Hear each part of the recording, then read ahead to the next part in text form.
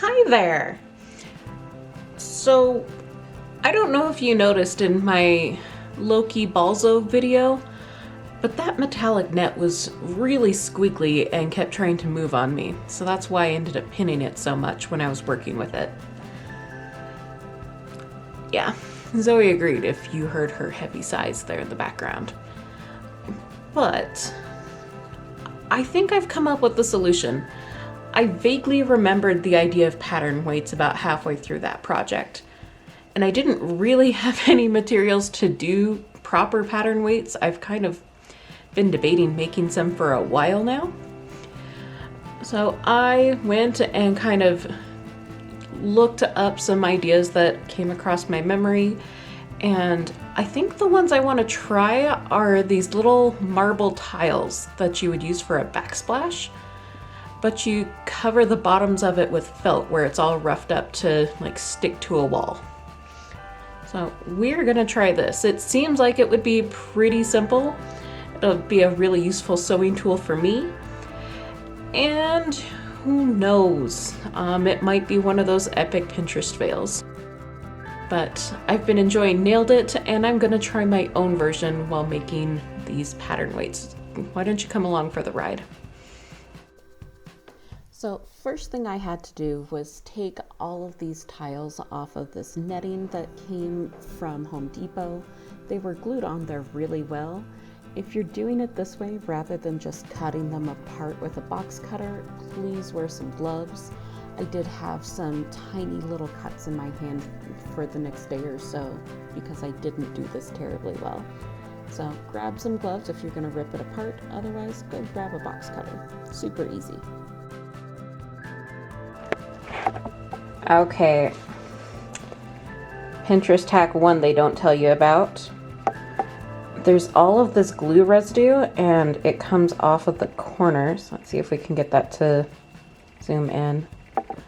So I don't mind that it's got this little hatched pattern from the glue and that mesh coming off, but I don't love that it's on the edges. Let me find one that's messier. There you go. So this one has glue coming off the edges. So I'm going to see if there's a way to clean that up a bit. Maybe go spray these down with Goo Off because I've got glue. Even without the glue on the back of these, they did a pretty good job leaving the backside rough so that it would adhere to things.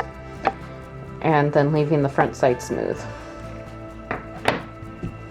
So I guess that's my next step. I'm really happy with how it went, getting all of the Goo Gone off of these and a lot of the just masonry glue.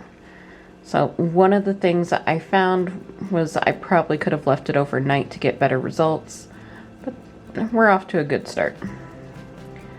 The other thing I realized as I was cleaning these is they are not all cut identically. They're close. And they fit together pretty well, but every once in a while there's one side that's a little longer than another. And they fit into the backsplash plan. And they look like they should work, but there's just tiny flaws that make them different. Which, for what it is, makes sense. You grout around the mesh and magically they all look identical. Awesome. It's made out of stone, it's a natural substance, there's gonna be small differences. The problem is that my next plan, which was to trace these onto my felt with a marker and then cut a bunch out. So here's the reason why that matters. These are some felt squares I was gifted. They've been sitting in my stash forever, and I was planning to back all of these fabric weights with that. But with them being slightly different, the original plan of let's trace all of these out in a honeycomb and then cut them out and just glue them on the backs isn't going to give me a very precise sort of situation here. So what I think I'm going to do instead, I know we're going off script from all the Pinterest tutorials, and this is where things usually go horribly wrong. I'm going to get my Annie's glue, glue down around the edges, and then stick it down on here and just leave some room for me to cut through with an X-Acto knife. But I think that might ultimately give me a better amount of coverage without me having to futz around with things and possibly wasting felt or other resources. So let's try it. After doing several sheets of these pattern weights, I figured out a couple tricks. When you're doing your tacky glue, just use your next tile to help spread everything out and make it even with the glue before you tack it down. You want to make sure the glue is even so it's not popping out and causing other issues when you go to cut them out later. So just kind of spread it around, make it even, and if you don't want to use a paintbrush, you can use the other tile.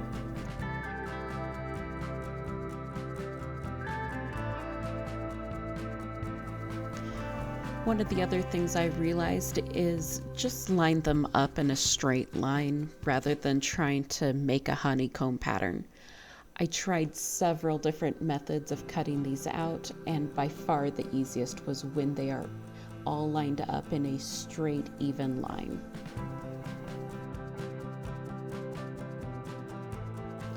I opted to use tacky glue over rubber cement or hot glue because I could re-stick things if it didn't line up correctly on the first application, and it also doesn't have a lot of the nasty fumes that kind of make you dizzy after a while, especially if you're not in a well-ventilated area.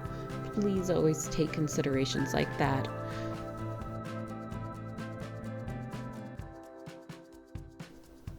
Cutting these out was kind of an adventure. I first tried my X-Acto knife because I thought originally that would be the easiest way to do it. It's also what the Pinterest tutorials were describing. It ended up being really hard. That could be because my X-Acto knife blade was dull, just like these scissors. I also tried a rotary cutter, and what I ultimately liked best was actually using a pair of sharp craft scissors.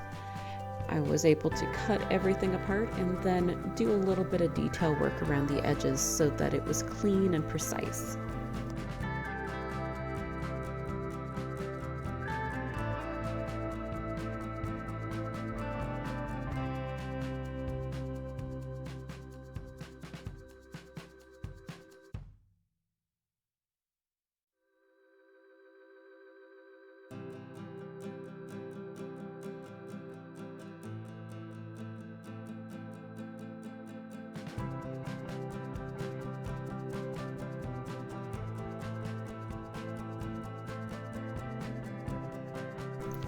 The easiest way to get that precise edge you saw in my first one is actually angling the scissors just slightly inward. This gets the scissor to cut the felt just slightly smaller than the tile by maybe a scant 1/8 or 32nd, and makes the tile just look a lot cleaner.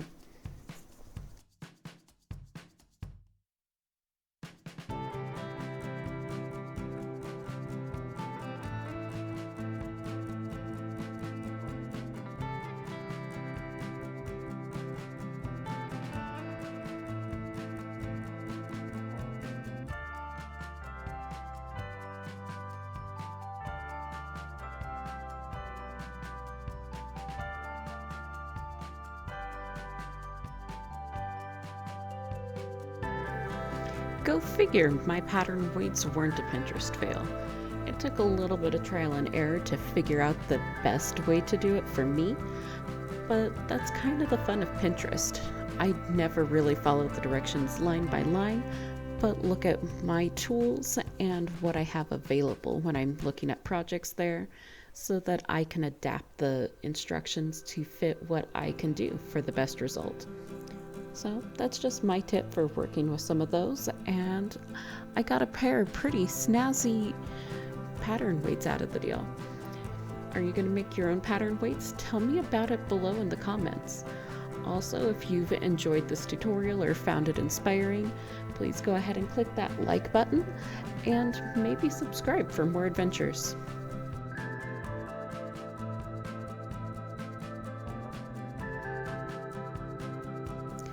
If you've never used pattern weights, by the way, I found it was easiest to put that felt side down onto the fabric.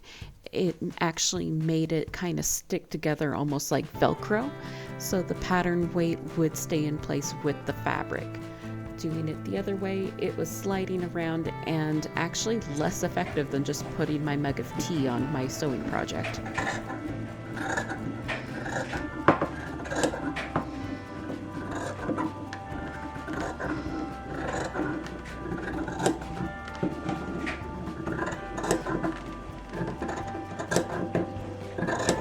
Until next time, everybody, thank you so much for watching.